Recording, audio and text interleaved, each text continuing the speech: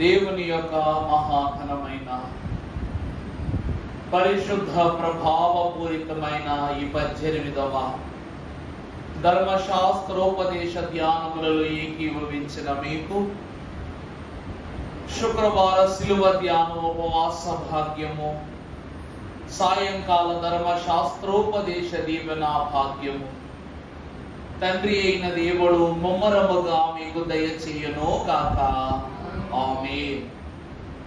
దేవుని యొక్క వాక్యమును బట్టి గత దినము దేవుని యొక్క తలంపులను గ్రహించుచు పరిశుద్ధ వాక్యము ద్వారా రాయిలో దేవుడిచ్చిన హాయిని, అనగా దప్పిక తీర్చిన రాయిగా, జయమిచ్చిన రాయిగా, ఆధారమైన రాయిగా, అమూల్యమైన రాయిగా, ఆశీర్వదించిన రాయిగా, సాక్ష్యమిచ్చిన రాయిగా, అబో ప్రకటన గ్రంథములో రాకడలో ప్రవేశించబో సంఘమునకు తెల్ల రాతి పైన పేరునిచ్చి జయనామమును ప్రకటించిన రాయిగా దేవదేవుడు మనకు నిన్నటి దినమున తెలియజేసిన మర్మములను బట్టి దేవునికి సమస్త మహిమ కలుగును గాక.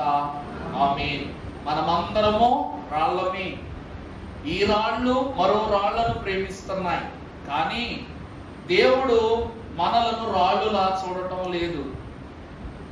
దైవజనులు భక్తులు ఎందరో అనేవారట, సజీవమైన రాయి మోగబోయాడు కాబట్టి సజీవము కాని రాయి గొప్ప చేయబడుతుందంట. నా మాట అర్థమవుతుందా అండి? సజీవమై ఉన్న రాయి అనగా మనము దేవునిలో మోగబోయాం కాబట్టి ఏ జీవము లేనటువంటి రాళ్ళు ఈ లోపల ఏం చేయబడుతున్నాయి? గొప్ప చేయబడుతున్నాయి. ఇది నేనంటున్న మాట కాదమ్మా, దేవదాసయ్య గారు అన్నారు. గోడలకు చెవులుండు ప్రియులారా, బహు గోల గోల ఎగుచుండు. అందుకే వాటికి చెవులు ఉన్నాయి కానీ ప్రాణం లేదు. అవి వింటున్నాయి, మరలా తిరిగి ఏం చేస్తున్నాయంట? ప్రతిధ్వనిస్తున్నాయి. ఆ పదాలను, ఆ క్రమాలను ప్రతిధ్వనిస్తున్నాయి. అవి చేస్తున్న స్థుతి మీరు చెయ్యలేకపోతున్నారు. మెలకువదనుండండి ప్రియులారా, మీ మీదేముంది? కీడుంది. అయ్యా, ఎంత గొప్ప మాట! నిజమేనండి. ఆలయాలు కూడా రాళ్లతోనే కట్టాం, బలిపీఠమును కూడా రాళ్లతోనే కట్టాం. ఇవన్నీ దేవుని నిమిత్తం ప్రతిష్ఠింపబడుతున్నాయి. కానీ దేవుడు కోరిన దేవుని జనమైన మనము, క్షమించాలి, బిడ్డలమైన మనము దేవునికి ఏం కాలేకపోతున్నా? యోగ్యులం కాలేకపోతున్నా. జీవము లేని వస్తువుకే, నిర్జీవమైన వస్తువులకి దేవుడు అంటే ఎంత మక్కువో. కానీ దేవుడు నావాడు, నన్ను కోరినవాడు అన్న మనము మాట్లాడలేకపోతున్నాం. ఏ దినమున మనము స్పందిస్తామో ఆ దినముని ప్రతిష్ఠింపబడతాం, ఆ దినముని పరికింపబడతాం, ఆ దినముని ఆరోహణము చేయబడతాం. దేవుని యొక్క కృపా మహదైశ్వర్యమును బట్టి ఈ దినమున పరిశుద్ధ లేఖన భాగములో 18వ అధ్యాయము మోషేకును చేసినదంతయు యెహోవా ఇశ్రాయేలీయులను ఐగుప్తు నుండి వెలుపలికి రప్పించిన సంగతియు మిద్యాను యాజకుడును మోషే మామయ్యైన యిత్రో వినినప్పుడు, మోషే మామయ్యైన ఆ యిత్రో తన యొద్దకు పంపబడిన మోషే భార్య అయిన సిపోరాను ఆమె ఇద్దరి కుమారులను తోడుకొని వచ్చెను. ఈ అధ్యాయ భాగము చాలా ప్రాముఖ్యమైన సంగతి. ఈ దినమున ఈ అధ్యాయములో మరొక ప్రాముఖ్యమైన ఇద్దరు పరిచయం అవుతూ ఉన్నారు. వారు ఎవరు అనగా మిద్యాను యాజకుడును, మోషే యొక్క మామయ్యను, అబ్రహాము యొక్క కుమారులై ఉన్న మిద్యానీయులలో ప్రశస్తమానుడు అయ్యున్న యిత్రో మహాభక్తుడును, అలాగుననే మోషే వంటి తొలి ప్రవక్తకు జీవిత భాగస్వామిగా తన భర్తకు తానే సున్నతి చేసి దేవుని యొక్క అడ్డంకులను, ఉగ్రతను తొలగించిన భార్య అయిన సిపోరాయును, వారి సంతానమును దేవుడు మనకి అధ్యాయంలో పరిచయం చేస్తున్నాడు. ఏమిటట? దేవుడు ఇశ్రాయేలు ప్రజలైన వారిని మోషే ద్వారా విడిపించి కానానుకు నడిపించుచున్నాడు. ఎర్ర సముద్రమును దాటి, ఏతామును దాటి, ఆ తరువాత రెఫీదీమును దాటి సీను అరణ్యము వరకు చేర్చబడిన ఇశ్రాయేలు ప్రజలైనటువంటి వారి యొక్క విధములను ప్రతి విధములను చూస్తున్న మోషేను గూర్చి యిత్రో, తన మామ అయిన యిత్రో, ఇక్కడ ఈయన ఎందుకు పరిచయం అవుతున్నాడంటే, ఈ సీను అరణ్యములోనే యిత్రో యొక్క కుటుంబం ఏం చేస్తుంది? నివాసం చేస్తా ఉంది. అంతే కదండి. సీనాయి చుట్టుపక్కల అరణ్యాల్లోనే యిత్రో, తన మామ అయిన యిత్రోను ఐగుప్తు నుండి పారిపోయిన మోషే కలుసుకున్నాడు. తన మందలను ఆ స్థలం చుట్టుపక్కలలోనే అతను ఏం చేసేవాడంట? మేపిన వాడుగా కనబడుతున్నాడు. ఇప్పుడు తన మామ అనగా తన మామగారు నివాసము చేస్తున్న సీనాయి అరణ్యము యొక్క సరిహద్దుల యొద్దకు మోషే ఇశ్రాయేలు ప్రజలు ప్రవేశించి ఉన్నారని తెలియగానే యిత్రోను తన కుమార్తె అయిన సిప్పోరాయును ఆ యొక్క స్థలమునకు వచ్చి మోషే నాయకత్వమును గుర్చిన కొన్ని ప్రాముఖ్యమైనటువంటి పరిస్థితులను వారు గమనించారు. యిత్రో చాలా గొప్పవాడు. అందుకే ఇతడు ఇశ్రాయేలీయుడే, ఐగుప్తీయుడు కాదని అతడు గమనించుకున్నాడు. తన ప్రియ కుమార్తెనిచ్చి అతనికి వివాహం చేశాడు. ఈ దినం మన దేవుని వాక్యములో మనము చూస్తే ఈ వాక్యాంశము మొత్తము 27 వచనాల వాక్య భాగం. ఇందులో మొదటి 12 వచనాలు ఏమిటనగా, దేవుని అద్భుతాలకు మోషే మామయ్య అయిన యిత్రో దేవుని స్తుతించే స్థితి కనబడుతుంది. మొదటి 12 వచనాలు ఏం కనబడుతుందండి? దేవుడు ఇప్పటి వరకు రామశేషు మొదలుకొని సినాయి అరణ్యము వరకు ఇశ్రాయేలు ప్రజలను నడిపించు దారంతటిలోనూ దేవుడు ఎట్లాంటి గొప్ప గొప్ప కార్యాలు చేశాడో వీటన్నిటిని బట్టి యిత్రో ఏం చేస్తున్నాడంట? దేవుని స్తుతిస్తూ ఉన్నాడట. ఇక తదుపరి 12వ వచనము నుండి 27వ వచనము వరకు నాయకత్వ సూత్రాలను మహాభక్తుడైనటువంటి యిత్రో తెలియచేస్తూ అన్నాడు. ప్రభునందు దేవుని ప్రియమిత్రులారా, ఎవరు ఈ యిత్రో? ఎవరు ఈ యిత్రో? దేవుడు మోషేను ఐగుప్తు నుండి పంపివేసిన తరువాత యిత్రో కుటుంబమునకునే ఎందుకు దగ్గర చేశాడు? ఈరోజు పరిశుద్ధులు అవ్వాలంటే మరొక పరిశుద్ధిని చేతిలోనే పడితేనే సాన పెట్టబడతాం. అంతే కదండి. మంచి చేతిలోనే పడాలి. ఆశీర్వాదం ఇంకొక ఆశీర్వాదవంతుని చేతిలో పెడితేనే అధికమవుద్ది. అలాగే దేవుని కృపను బట్టి ఐగుప్తు నుండి బయటపడినటువంటి మోషే అతి పరిశుద్ధునిగా దేవుని యాజకత్వములో సాగుతున్న యిత్రో మహాభక్తుని యొక్క ఇంట నివాసము చేసి తన మందలను కాచుచు తన కుటుంబములో ఒక భాగస్వామిగా మార్చబడ్డాడు. ఈ యిత్రో మహాభక్తునికి 5 పేర్లు ఉన్నాయంట. ఎన్ని పేర్లండి? 5 పేర్లు ఉన్నాయంట. దేవుని వాక్యములో యిత్రోను గురించి మనము కొన్ని మాటలు తెలుసుకున్నట్లయితే, మొదటిగా యిత్రో అను పదమునకు అర్థము మేటి అయిన వాడు. యిత్రో అనగా ఏమిటండి? మేటి అయిన వాడు అనగా మేటి అంటే చెప్పండి.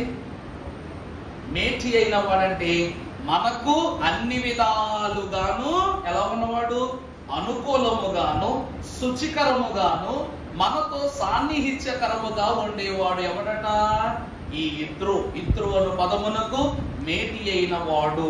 ఈ యిత్రోను గురించి దేవుని వాక్యములో 5 ప్రధానమైనటువంటి పేర్లు యిత్రోకున్నవట. మొదటిది యిత్రో, మొదటి పేరు.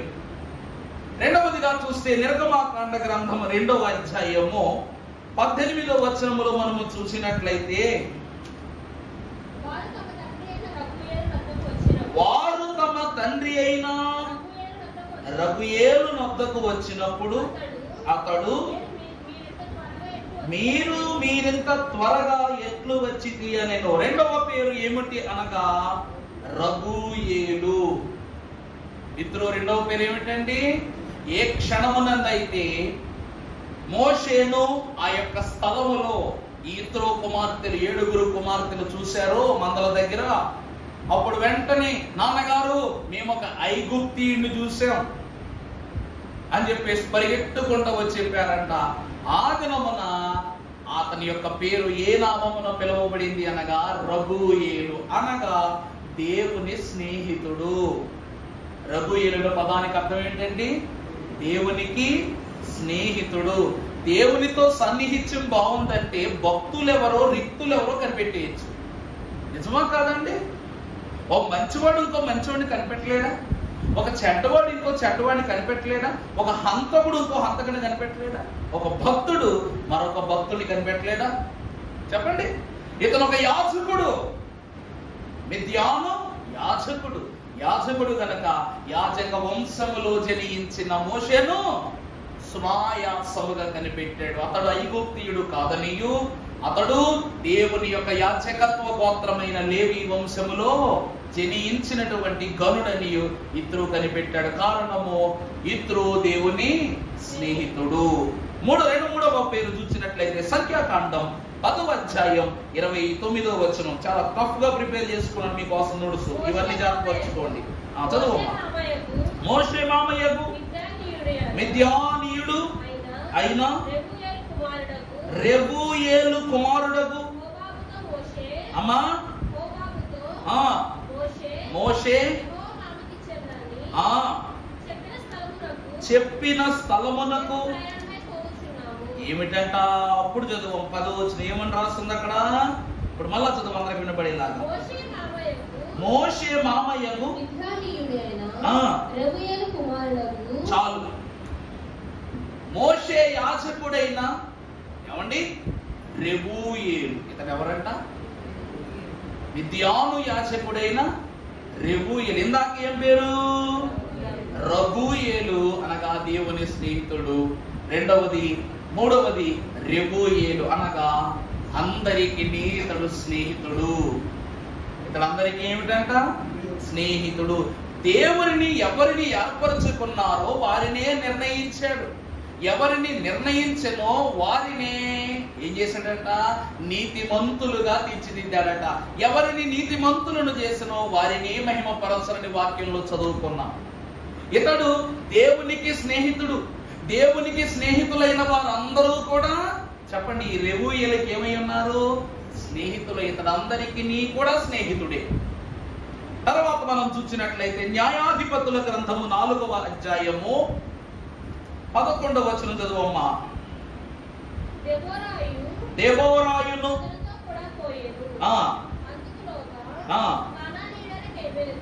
కానానీయుడైన హేబెరు మోషే మామయ్యైన చాలు మోషే మామయ్యైన హోబాబు. రెఫరెన్స్ రాసుకోండి. న్యాయాధిపతులు 4:11. ఇబ్బంది పడబాకండి, డౌట్ ఉండకండి. మోషే యొక్క మామైన హోబాబు. దీని యొక్క అర్థాన్ని నేను తర్వాత వివరిస్తాను. కాసంత డిస్క్రైబ్ చేసుకోవాలి దాన్ని. 4వ పేరు ఏమిటంట? హోబాబు. ఆఖరిగా 5వ పేరు మనము చూసినట్లయితే మొదటి నుంచి మాట్లాడుకుంటాం. మిద్యాను యాజకుడు, మిద్యాను యాజకుడు, మిద్యాను యాజకుడు. 5 పేర్లు ఒక్క మనిషికి. దేవుని వాక్యమును బట్టి చూస్తే దేవదేవునికి ఎన్నో పేర్లు ఉన్నాయి. ఎల్ షడ్డాయ్, యెహోవా రఫా, యెహోవా నిస్సి, యేసుక్రీస్తు ప్రభువు, హోసన్న. ఇంకా చెప్పండి, ఇంకా చాలా పేర్లు ఉన్నాయి ప్రభువుకి. 1-2 ప్రభు పేర్లు. యేసుక్రీస్తు ప్రభువు, యోధా గోత్రపు సింహము. 1-2 ప్రభువు పేర్లు. నన్ను ఏ నామమున పిలిచినా కూడా నేనేం చేస్తాను? పలుకుతానని ప్రభువు చెప్పారు. దేవుని స్నేహం. దావీదు కుమారుడు, పెండ్లి కుమారుడు, వరుడు, ప్రాణ స్నేహితుడు, నా ప్రియుడు. ఇది కూడా పేరే. అది కూడా పేరే. అన్ని పేర్లు, చాలా పేర్లు ఉన్నాయి ప్రభువుకి. ఇలాగున దేవునికి ఎన్ని పేర్లు ఘనముగా కలవో దేవుని స్నేహితుడైన ఈ మామయ్యని ఇత్రోకు కూడా 5 పేర్లు. ఇప్పుడు మిద్యాను యాజకుడు కూడా పేరేనా అయ్యగారంటే పేరే. ఇప్పుడు నేను పాస్టర్ని. మీరందరూ ఏమంటారు? అయ్యగారండి లేక పాస్టర్ గారండి అంటారు. నా పేరు కన్నా నాకు ఇచ్చిన గౌరవాన్ని మీరు ఏం చేస్తూ ఉంటారు? దేవుడు ఇచ్చిన గౌరవాన్ని ఎక్కువ ఉపయోగిస్తారు. అంటే పేరు ద్వారా లేక పని ద్వారా కూడా మనకు దేవుడు ఏమిస్తున్నాడు? ఘనతనిస్తూ ఉన్నాడు. మిద్యాను యాజకుడైన ఇత్రోకు దేవుడిచ్చిన ఘనత యాజకత్వము. అసలు ఎవరు ఈ మిద్యానీయుడును గనుడైనటువంటి ఇత్రో అనగా బైబిలు ఇత్రోకు ఇంత ప్రాముఖ్యత ఇచ్చడానికి గల కారణం ఆదికాండము 25వ అధ్యాయం ప్రారంభము నుండి మనం చదువుకున్నట్లయితే అబ్రహాము మరలా మరొక స్త్రీని అతడు వివాహము చేసుకొనెను. ఆమె పేరు కెతూరా. ఆమె అతనికి జిమ్రాను, యబ్షాను, మేధాను, మిద్యాను, షువాహు అను వారిని. ఈ కుమారులలో 4వ వాడు ఎవరట? ఈ మిద్యాను.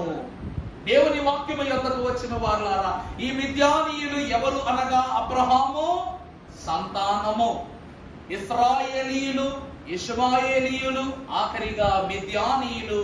ఈ ముగ్గురు ఎవరు చెప్పండి? ఎవరు? అబ్రహాము యొక్క సంతానం. ఏమంటే ఈరోజు దేవుని వాక్యాన్ని బట్టి చూస్తే దేవుడు తప్పు చేశారు కదా అను, లేక కోపగించుకున్నారు కదా అను, విడిచి వెళ్ళిపోయారనో, ఒక కడుపును పుట్టిన బిడ్డల్ని దేవుడు హింస పెట్టడు, దూరం పెట్టడు. అబ్రహాముకు ఎంత భక్తి ఉందో తన కడుపును పుట్టిన ప్రతి బిడ్డలకు కూడా అంతే భక్తి ఉంది. అర్థమవుతుందండి?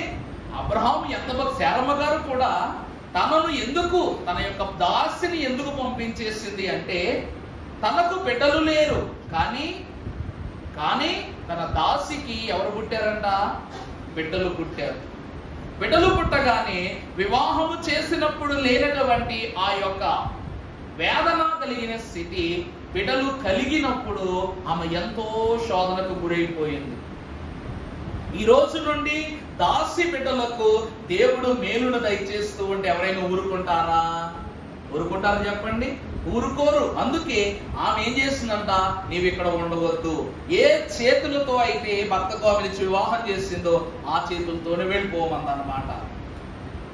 చివరికి 3వదిగా దేవుని యొక్క ఏర్పాటును బట్టి కెతూరాను ఇతని వివాహము చేసుకున్నప్పుడు అతని యొక్క సంతాన భాగ్యముల నుండి ఈత్రో మహాభక్తుడు జనించాడు. పరిశుద్ధ లేఖన భాగములో ఈత్రోకు దేవుడు ఎన్నో ప్రాముఖ్యమైన లక్షణాలు ఇచ్చాడు. అందుకే ఈత్రో యొక్క స్తుతి దేవుడు స్వీకరించినట్లుగా మనం చూడవచ్చు. వాక్యములో చూద్దాం. నిర్గమాకాండము 2వ అధ్యాయం 16వ వచనములో మనం చదువుకున్నట్లయితే, మిద్యాను యాజకునికి 7 కుమార్తెలుండిరి. వారు తమ తండ్రి మందకు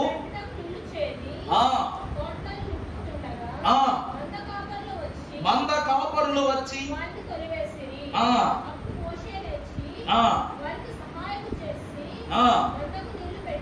చాలండి. దేవుని యొక్క వాక్యమును కలిగి ఉన్న వారులారా, ఈ ఇత్రో మహాభక్తుడు తనకు కలిగిన శ్రేష్టమైన లక్షణములో మొదటి లక్షణం ఏమిటంటే, ఇతనికి 7 కుమార్తెలు ఉన్నారంట. ఎవరున్నారండి? 7 కుమార్తెలు ఉన్నారంట. ఈ 7 కుమార్తెలను ఇంట్లో దాచిపెట్టి అన్నం వండమనో లేకపోతే ఇల్లు శుభ్రం చేయమనో చెప్పకుండా మందలను కాసే మంద కాపరుల వలె తయారు చేశాడట. అంటే కుమార్తెలను కుమారుల్లా పెంచాడట. ఇతను కుమార్తెలను ఎలా పెంచాడండి? కుమారుల్లా పెంచాడంట. మరి అది ధన్యత కాదా? ఇప్పుడు ఆడబిడ్డను మగబిడ్డగా పెంచడం అంటే సామాన్యమైన విషయం కాదు. ఎలాంటి సవాళ్ళనైనా పుచ్చుకోవాలి, ఎలాంటి కష్ట నష్టాలనైనా భరించాలి. ఈరోజు 7 కుమార్తెలు ఉన్నారంటే 7 కుమారులకు ఇలా సమానం అయిపోయారు. మరి ఇత్రో మహాభక్తుడు ఎంత దైవ భయంలో పెంచాడో, దైవ జ్ఞానంతో పెంచాడో చూడండి. మగాళ్ళే ఈరోజు గొర్రెలు కాయమంటే అమ్మో నా వల్ల కాదని ఒక పక్క చతికిలు పడిపోయేలా ఉన్నారు. కానీ ఆదిన స్త్రీలు ఏం చేసేవారంట? గొర్రెలకు నీళ్లు పెట్టడం, వాటిని కపలా కాయటం, వాటికి ఆహారం పెట్టడం, ఇంటి పని చక్క పెట్టడం. ఒక స్త్రీగాను పురుషునిగాను అతను 7 కుమార్తెలు ఏం చేశారు చెప్పండి? జీవించిన వారుగా ఉన్నారు. అంత గొప్పగా కుమార్తెలు పెంచాడు. రెండవదిగా చూసినట్లయితే దేవుని ఇల్లంతా కూడా మిద్యాను యాజకుడికి బాగా తెలుసంట. దేవుడు ఇల్లంతా కూడా మిద్యాను యాజకునికి బాగా తెలుసు. ఎందుకు ఈ మాట నేను అంటున్నానంటే, మోషే నా ఇల్లంతటిలోనూ ఎవరో నమ్మకమైన వాడు. నమ్మకమైన వాడని దేవుడు చెప్పక మునుపే మోషేను నమ్మాడట. ఎవరు ఇత్రో. అర్థమవుతుందన్నమాట. దేవుడు మోషే నా ఇల్లంతటిలో నమ్మకమైన వాడు అని వాక్యములో సంబోధించక ముందే మోషేను నమ్మి తన ఇంట్లోనికి తెచ్చుకున్నాడంట. అంటే దేవుని కంటే దేవుని గృహము యొక్క ఆదియు అంచెము ఇత్రో మహాభక్తునికి బాగుగా తెలుసుటను బట్టి రేపటి దినమున దేవుని ఇంటికి నమ్మదగిన వాడుగా ఇతడు ఉంటాడని తెలిసి ఇత్రో మహాభక్తుడు మోషేను తన గృహములో చేర్చుకున్నాడు, తన అల్లునిగా చేర్చుకున్నాడు, దేవుని సంఘములోనికి చేర్చుకున్నాడు, దేవుని పని కొరకు సిద్ధపరిచాడు. మామగారు, నేను ప్రభు చెప్పడాన్ని బట్టి ఐగుప్తు దేశం వెళ్తున్నాను, ఈ పని వెళ్తున్నాను అంటే అబ్బాబే వద్దొద్దు వెళ్ళొద్దని చెప్పేస్తున్నాడా? వెళ్ళు, ప్రభు ఏదో ఒక దినమున నేను తప్పక ఆ కార్యములకు పంపమానరు, నువ్వు వెళ్ళాల్సిందే, నువ్వు వెళ్ళు, నువ్వు ఎలాగైనా దేవుళ్ళు నడుచుకుని వెళ్ళిపో అని చెప్పాడట. అంత నమ్మకదగినటువంటి అంతస్తు ఇత్రో ఉంది. దేవుని మాటే నా మాట. దేవుడు మాట అనక ముందే దేవుని మాటను గౌరవించి మోషేను తెచ్చుకున్న గొప్పవాడు ఇత్రో. మూడవదిగా మనము చూసినట్లయితే 20వ వచనం చదవమ్మా. అదే అధ్యాయం. అతడు తన కుమార్తెలతో అతడెక్కడా భోజనమునకు అతనిని పిలుచుకురండని. చాలు. మూడవది ఏమిటంటే కృతజ్ఞతా భావము. ఏమండి, దారిని పోయేవని ఇంటికి పిలిచి పోబెట్టేయగలమా? నువ్వు ఎవరు, ఏంటి, ఏం చేస్తుంటావు, ఇక్కడ ఎందుకు వచ్చావు, ఇన్ని వివరాలు అడిగిన తర్వాత కదా. అసలు ఆకలి అంటేనే ఈరోజు ఆలోచించే లోకంలో బ్రతుకుతున్నాం. ఆకలి అంటేనే తెలియని వారికి అన్నం పెట్టడానికి 100 నిమిషాలు ఆలోచించాలి.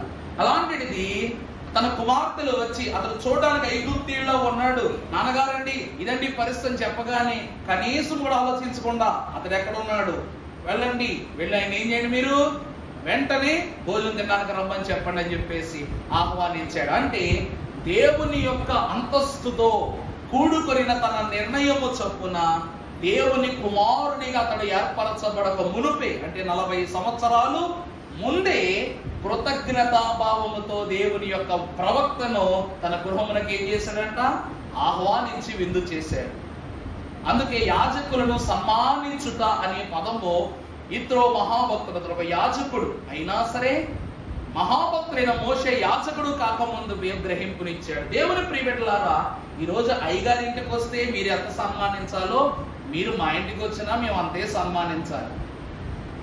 నా మాట అర్థమైందా? పేతురు అంటాడు, ప్రభువా నా పాదాలు ముట్టుకోక నాయన, నువ్వు మాకు వడ్డించడం ఏమిటి ప్రభువా, నువ్వు మా పాత్ర శుభ్రం చేయడం ఏంటి నాయన, నువ్వు బల ఏర్పాటు చేయడం ఏంటి ప్రభువా, నువ్వు ఆదేశించాలి మమ్మల్ని.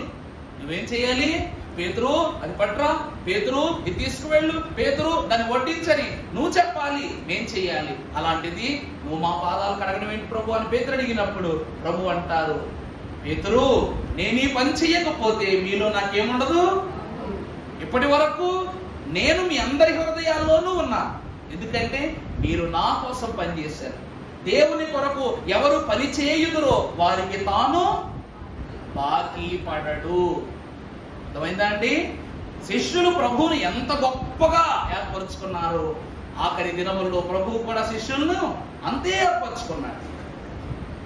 ప్రభు పాదాల దగ్గర కూర్చోవటం భాగ్యమని భావించిన శిష్యుల పాదాల దగ్గర కూర్చొని దేవుడు ఆయన కూడా ఏం చేశాడంట, సపర్య చేశాడంట. అందుకే మనుష్య కుమారుడు పరిచర్య చేయించుకున్నటకు మాత్రమే కాదు, చేయుటకు కూడా ఈ లోకానికి వచ్చాడు. అంటే యాజకుడై ఉన్న ఇత్రో భక్తుడు ప్రవక్తగా మార్చకబడక మునుపే మోషేను తన గృహములకు పిలిచి విందుని ఏర్పరచి కృతజ్ఞతతో దేవుని యొక్క విందును తనకు ఆరగింపజేశాడు. అందుకే యాజకునికి ఉండవలసిన గొప్ప లక్షణమును ఇత్రో చూపించాడు అన్నమాట, కృతజ్ఞతా భావం. ఆ తర్వాత మనము చూసినట్లయితే 21వ వచనం చదవమ్మా. నివసించుటకు సమ్మతించెను.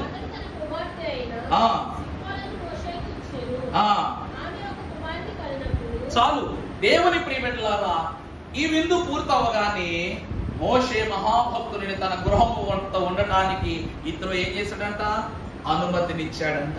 దైవజనులు పాటలో రాశారు, జనకుని ఇష్ట జనము వచ్చును, తనకిష్టము కాని జనమును ఈ దరికి రానివ్వడు.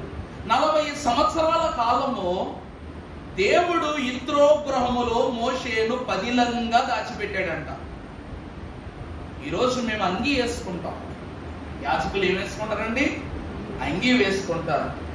అంగీ వేసుకున్నప్పుడు నడుమునకు దట్టి కట్టుకొని దేవుని వాక్యం బోధిస్తూ ఉంటే అప్పుడు అనిపిస్తూ ఉంటుంది అన్నమాట, పైనుంచి అనగా ఈ యొక్క మెడ భాగం దగ్గర నుండి కింద అంచు వరకు కూడా ఈ చేతులన్నీ పూర్తి ఈ భాగం ఈ భాగం ఈ భాగం కింద పాదాల భాగమే మీకు కనబడుతుంది, మిగిలిందంతా అంగీయే. ఎలాగునైతే దేవుని యొక్క ఏర్పాటు కొరకు పనిచేయు 3 ప్రాముఖ్యమైన అవయవాలు మాత్రమే అంగీలో నుండి బయటకు వస్తాయి. ఒకటి శిరస్సు. మొదటిది ఏమిటండి? దేవుని మాటలు వినిపింపజేయాలి గనుక, దేవుని ప్రత్యక్షతను చూడాలి గనుక, దేవుని శ్వాస గణించాలి గనుక, దేవుని యొక్క మాటలు ఆలకించాలి గనుక ఈ భాగం అంతయు బయటకు ఉంటుంది. రెండవది దేవుని పని చేయుటకు ఈ 2 చేతులు. రెండవది దేవుని పని కొరకు, దేవుని కొరకు ఎంత దూరమైనా నడిచేటట్లుగా ఈ 2 పాదములు. ఎప్పుడైతే యిత్రో యాజకుని యొక్క గృహములోనికి ఇతను చేర్చబడ్డాడో లోకములో ఉన్న ఏ చెడు విషయము మోషేను కనిపెట్టలేకపోయింది. అర్థమైందా అండి? యాజకుని యొక్క ఇంట్లో తలదాచుకున్న మోషేను 40 సంవత్సరాలు ఐగుప్తు సైన్యం కావచ్చు, సాతాను కావచ్చు, శోధన కావచ్చు, ప్రతి విషయం ఏం చేయలేకపోయిందంట? మోషేను కనిపెట్టలేకపోయింది. అందుకే మీ పాపముల భారము, మీ శోధన భారము యాజకుడు మొయ్యాలి. అలాగే మోషేను కూడా అలాగే భద్రపరచి తన పరిస్థితులన్నీ, తన పశ్చాత్తాప జీవితం అంతా కూడా యిత్రో కుటుంబంలో అతడు చేరి మిద్యాను యాజకుని యొద్దనే తొలగిపోయింది. అర్థమైందా అండి నా మాట? పాస్టర్ గారు మరో పాస్టర్ గారిని తయారు చేయాలంటే పశ్చాత్తాప జీవితాన్ని ఇవ్వగలగాలి. అదే యిత్రో మోషే మహాభక్తునికి ఇచ్చాడు. అల్లుడిని చేసుకున్నాడు. ఒక నూతన యాజకత్వ అంతస్తుని ఇచ్చాడు. తన కుమార్తెనిచ్చాడు. సిప్పోరా ఏమన్నా తక్కువ? ఎంత గొప్ప కుమార్తె అంటే భర్త ప్రాణాన్ని కాపాడుకుంది, ఇశ్రాయేలీయుల యొక్క ప్రాణాన్ని కాపాడింది. అది కూడా చెప్తాను మీకు వాక్యంలో. అమ్మ నిర్గమాకాండం 4వ అధ్యాయము 18వ వచనం. అటు తరువాత తన మామయ్య అయిన యిత్రో యొద్దకు తిరిగి వెళ్ళి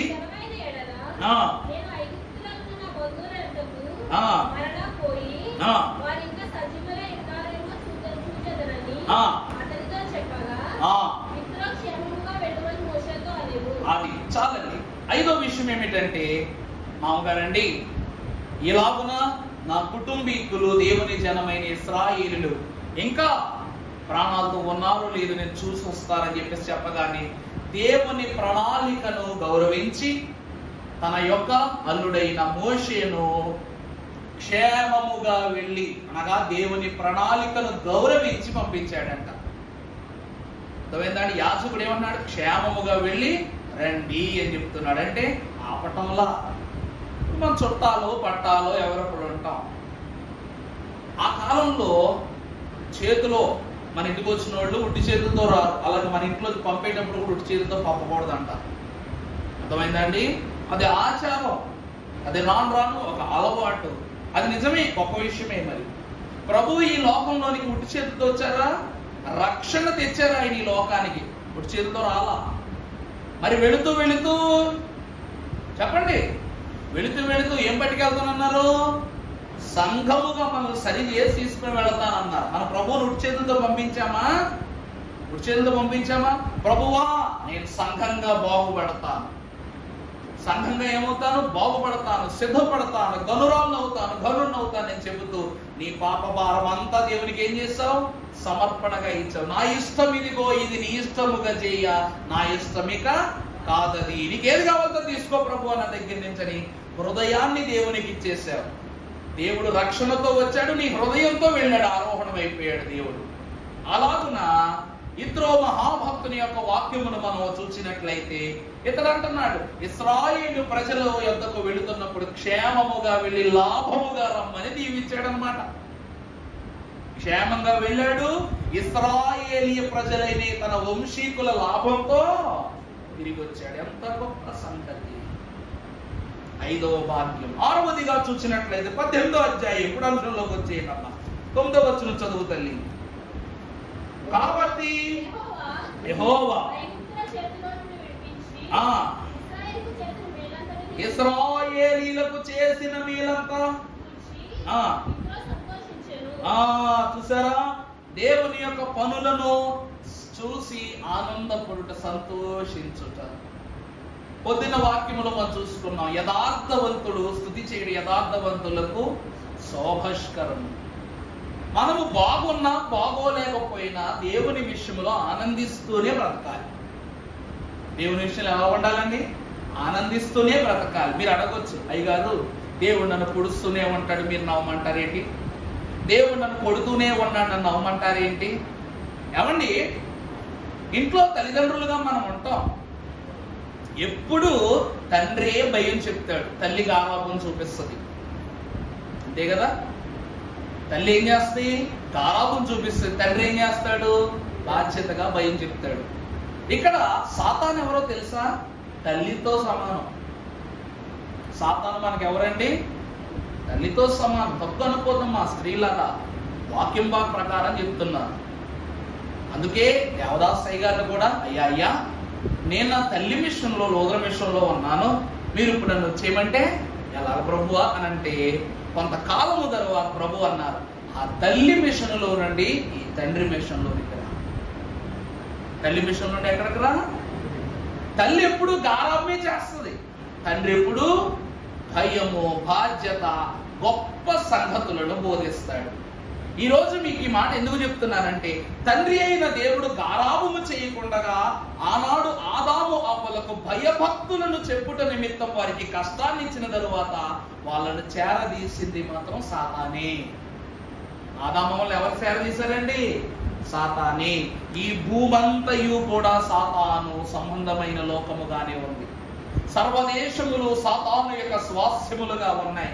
గాలిలోను, నేలపైనను, సముద్రము పైనను సాతానికి ఏం కలదు? అధికారము కలదు. కనుక ఏదేను నెట్టివేయబడిన ఆదాము అవ్వలకు ఆశ్రయం ఇచ్చింది, ఆధారం ఇచ్చింది, ఆనవాలు ఇచ్చింది, దివ్యమైనటువంటి ఎన్నో గొప్ప గొప్ప రుచులు, శుచులు నేర్పించింది. ఆదాము గారు ఏదేను వనంలో వ్యవసాయం చేశాడా? మరి బయటకు వచ్చాక ఎవరు నేర్పించారు వ్యవసాయం ఆయనకి? ఏదేను వనంలో ఉండి ప్రత్యేకంగా నీళ్లు, ట్యాపులు ఏమైనా వేసుకున్నాడా నీళ్లు తాగటానికి? మరి బయటకు రాగానే నీరెక్కడి నుంచి వచ్చింది? లేకపోతే ఆదాము అవ్వలైన వారు ఏదేను వనములో ఉన్నప్పుడు 4 కట్టెలు పేర్చుకుని నిప్పు చేసుకున్నారా? దేవుడు ఏదేను వనం అంతా కూడా వెలుగుతోనే నింపాడు.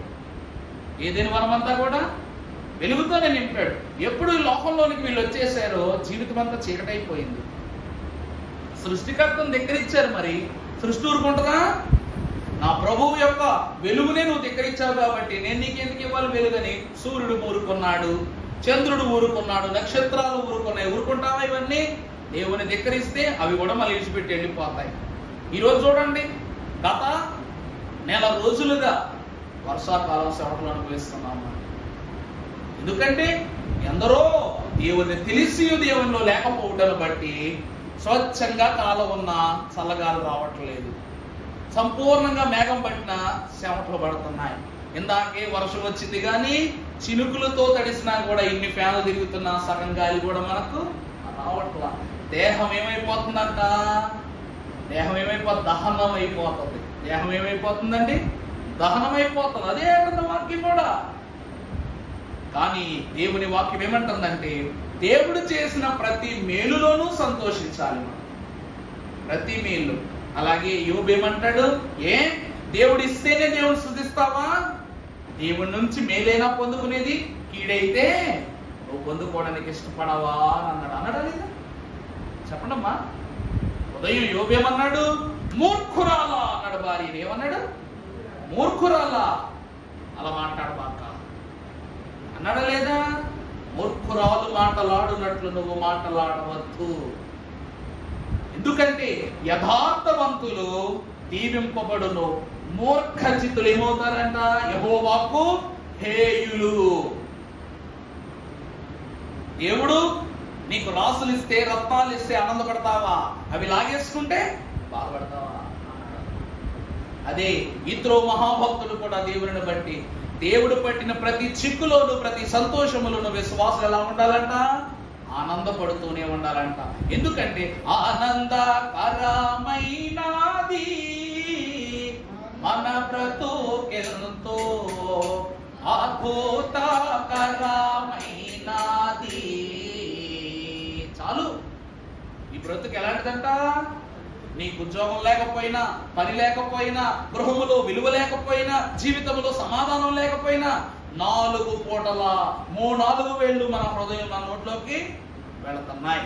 కడుపు నిండా తింటున్నా, కళ్ళారు నిద్రపోతున్నా, ఉదయం లేస్తున్నా, ఊపిరి పీల్చుకుంటున్నా, రోగములు లేకుండా, అరెస్టులు లేకుండా ఈరోజు ఎలా బ్రతుకుతున్నాం? మనం బ్రతుకుతున్నామా లేదా?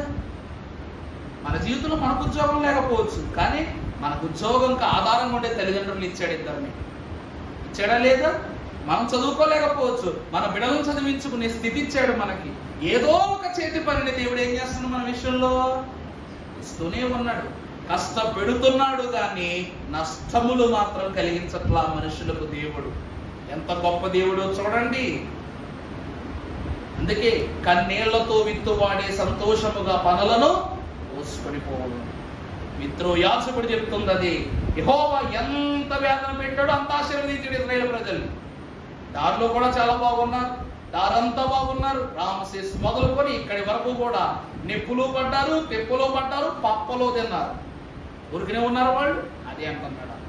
ఆఖరి లక్షణం చూస్తే 18, 11 చదవమ్మా.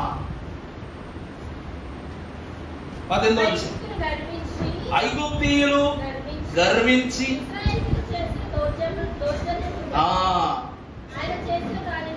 ఆయన చేసి ఉన్న కార్యములను చూచి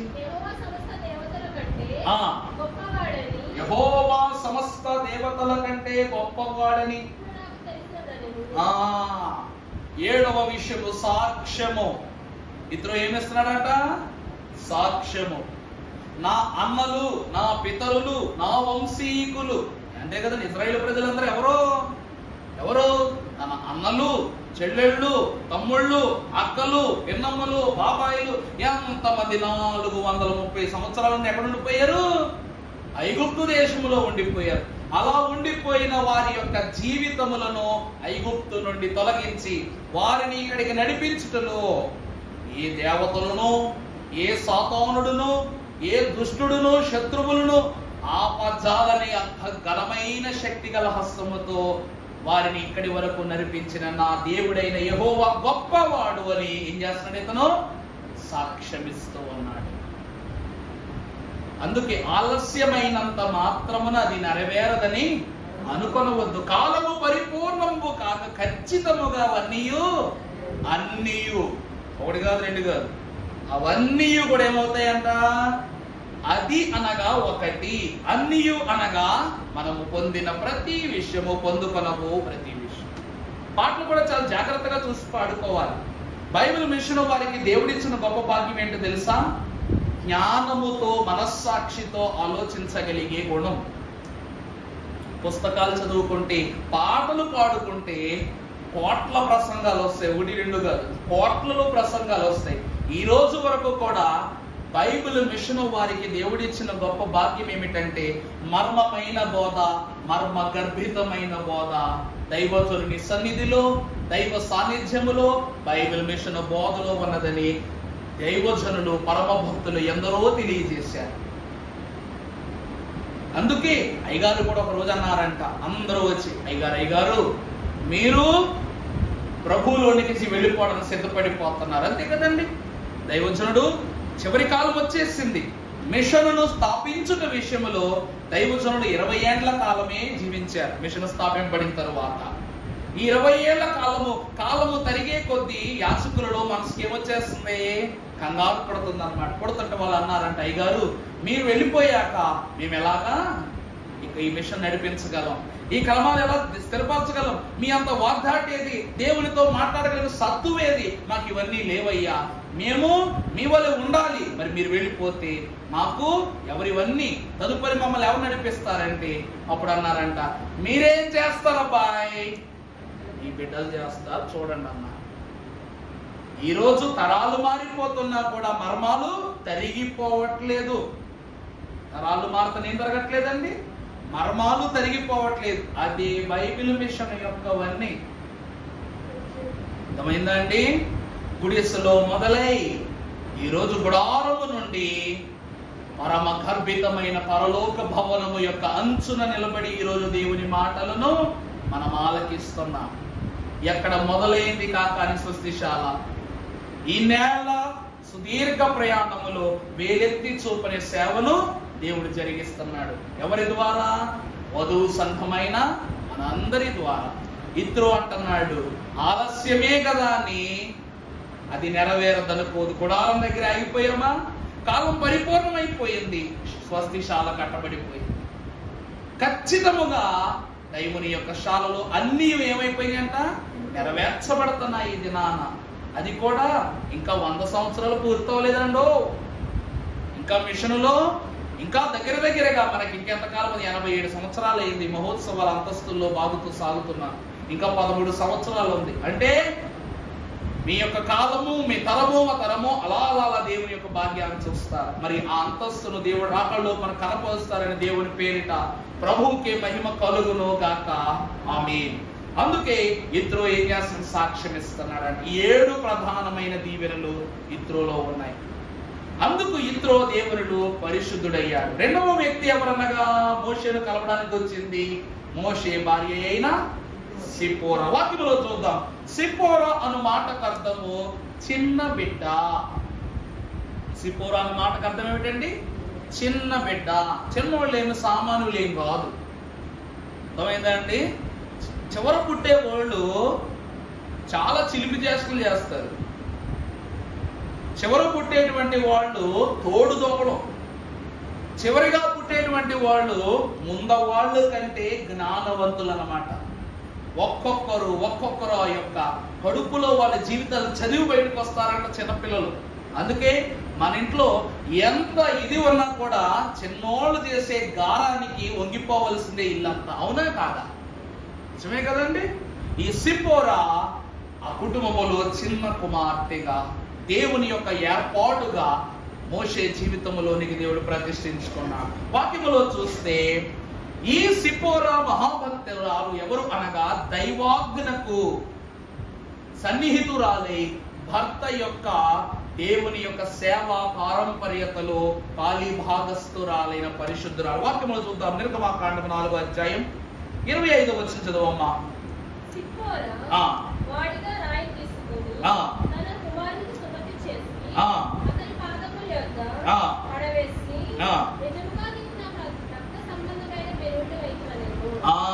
నువ్వేమాయను నాకు? రక్త సంబంధమైన పెనిమిటి వాయన. ఆదికాండం 17వ అధ్యాయం 10వ వచనం మనం ఒకసారి చూసినట్లయితే మోషే యొక్క కుమారులను కూడా దేవుడు మనకు చూపిస్తాడు. ఒకసారి చదువమ్మా.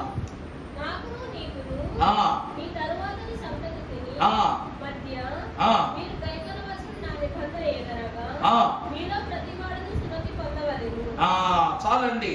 దేవుని వాక్యము యొద్దకు వచ్చిన వారులరా, ఇతనికి 2 కుమారులు గలరు. ఏమంటే మోషేకి ఎవరు గలరంట? 2 కుమారులు. ఇతనికి ఆ సమయానికి ఏం కాలేదంటే సున్నతి కాల. మోషే గారికి ఏం కాల? సున్నతి కాల. మోషేకు సున్నతి చేసింది ఎవరంటే సిప్పోరా. దైవ ఉగ్రత నుండి తప్పించుటకు దేవుడు మోషేను చంపుటకు ఖడ్గము పట్టుకుని దేవదూత సిద్ధపడినప్పుడు అక్కడ పదునైన ఒక రాయిని తీసుకుని తనకును తన 2 కుమారులకును ఏం చేసిందంట?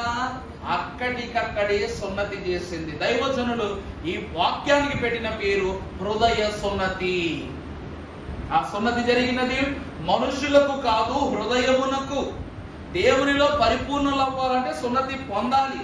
సున్నతి అనగా ఈ దినమున శారీరకమైన క్రియ కాదు, ఆత్మ సంబంధమైన క్రియ. చెడును తొలగించుట, మృదువైన స్వభావముతో దేనిని ఏర్పరచుకున్నట ఏ సున్నతి. ఈ మోషేకు 2 కుమారులు ఉన్నారట. వారు ఎవరునగా ఒకరు గెషేము, రెండవది ఎవరు? ఎలియాసరు. గెషేము అను పదమునకు అర్థము పరదేశి, ఎలియాసరు అనగా దేవుడి సహాయము. అర్థమవుతుందండి? గెషేము అను పదమునకు పరదేశి అని అర్థము, అనగా ఎలియాసరు అను పదమునకు దేవుడు ఏమై ఉన్నాడు? సహాయమై ఉన్నాడు. 8వ వచనము నుండి మనము చూసినట్లయితే చదువమ్మా,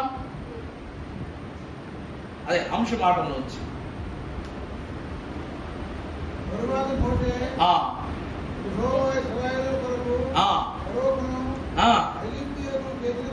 చేసినదంతయు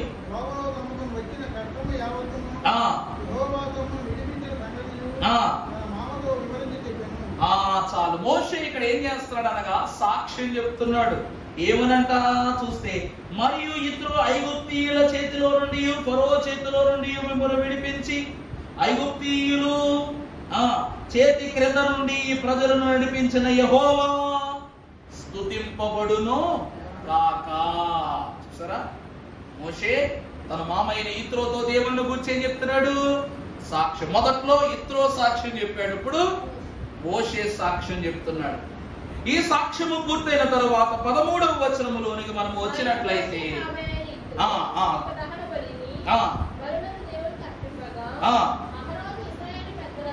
అహరోను ఇశ్రాయేలీల పెద్దలందరినీ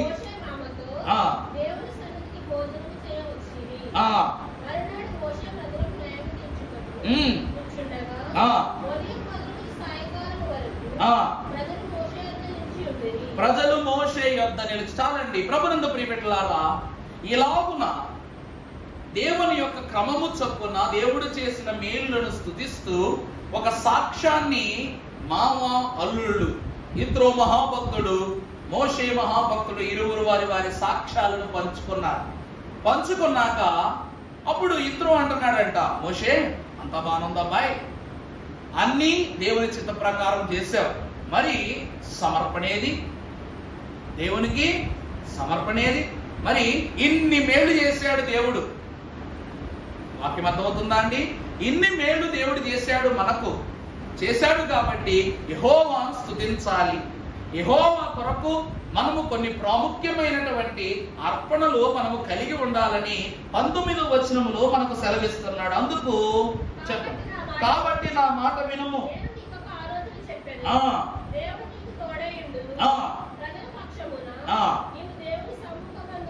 ఉండి దేవుని యొద్దకు తన మామ ఈ క్రమములన్నీ సంపూర్తి చేసి ఇప్పుడు చెప్తున్నాడంట, ఇశ్రాయేలు ప్రజల విషయములో నువ్వు ఎటువంటి పరిస్థితులు ఇబ్బందులు ఎదుర్కొంటున్నావో ఆ ప్రతి విషయమును కూడా దేవుని ప్రస్తావనలోని నువ్వు తీసుకురావాలి. వాళ్ళు సనుక్కుంటున్నారని, ప్రభువా సనుక్కుంటున్నారు నాయన, వాళ్ళు తిప్పుకుంటున్నారు ప్రభు అని వాళ్ళపై నువ్వు విసుక్కోవడం కాదు. అర్థమైందా? నువ్వు దేవుని బిడ్డలపై విసుక్కుంటే వాళ్ళ దోషం కూడా నువ్వే భరించాలి. అలా చేయకుండా నువ్వేం చెయ్యి, వారు ఏమన్నా చిన్న పదము తేడాగా వారి విషయంలో నువ్వు ఉన్నట్లయితే అజాగ్రత్తగా ఉంటే నువ్వు దోషం అనుభవిస్తావు. కాబట్టి నా మాట విను, ప్రతి చిన్న విషయాన్ని దేవుని ప్రస్తావనకు తీసుకొచ్చి చెప్పు అని మామ చెప్పాడంట. దీనిని దైవజనులు ఏమన్నా తెలుసా? ఇద్దరు ఆలోచన చెప్పాడంట, ఎలాగా మోషే ఆచరించాడంట, దేవుడు ఆమోదించాడంట, న్యాయాధిపతుల కాలములో దీన్ని అందరూ ఆచరించారంట. అర్థమవుతుందని నా మాట?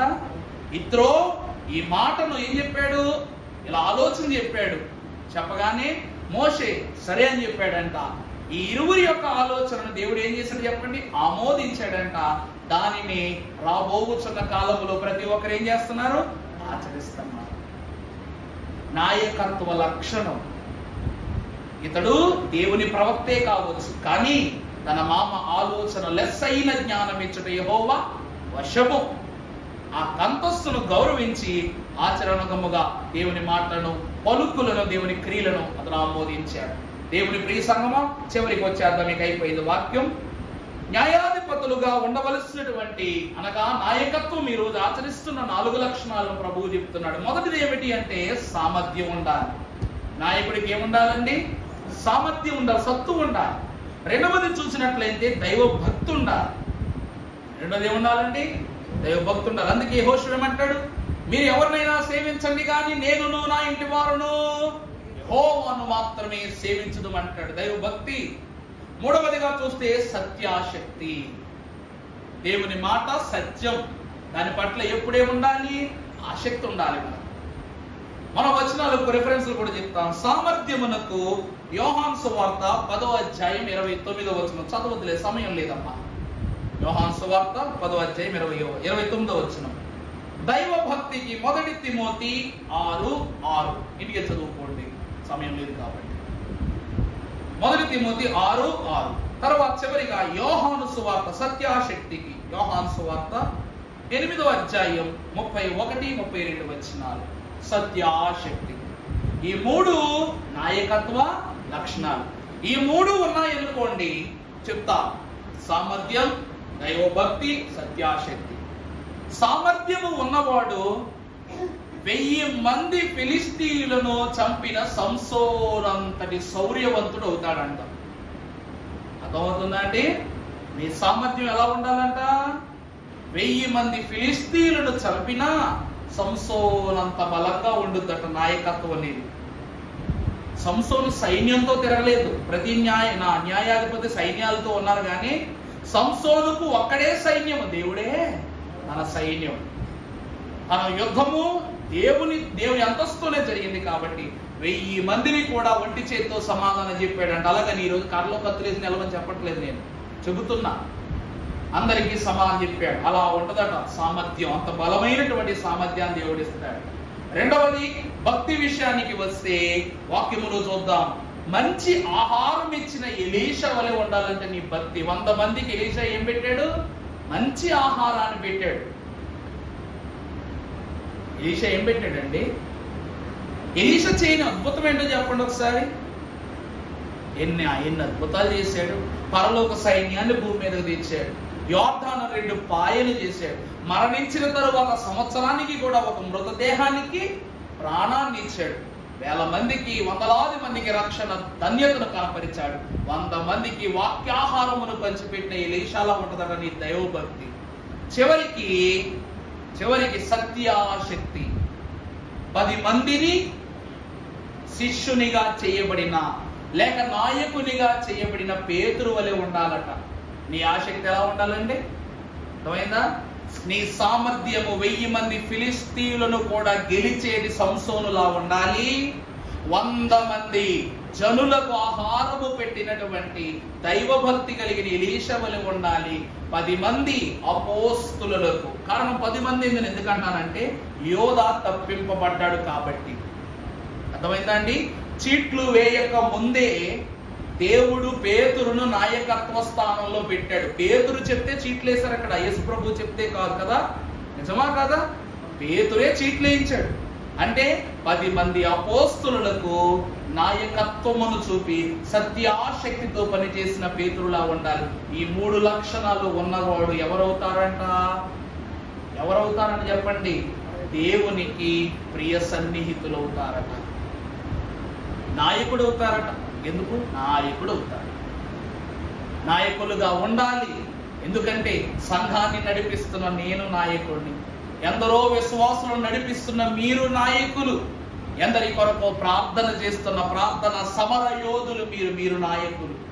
అలాగున ప్రతి ఒక్కరిలోనూ ఒక్కొక్క నాయకుడు ఉన్నాడు కనుక మన నాయకత్వ జీవితము ఇత్రో యొక్క ఆలోచన ద్వారా ప్రారంభమైనది. మోషే ద్వారా ఆమోదించబడి, దేవుని ద్వారా ఆమోదించబడి, మోషే ద్వారా ఆచరింపబడి, ఈ దినమున ధర్మశాస్త్రము ద్వారా మనల్ని నడిపించిన దేవుడు రేపటి రాకడ పర్యాంతము తన నాయకత్వములో మనల్ని గెలిపించి దీవించును గాక. ఆమేన్. ధ్యానం చేసుకుందాము. కొడుకులపై తండ్రి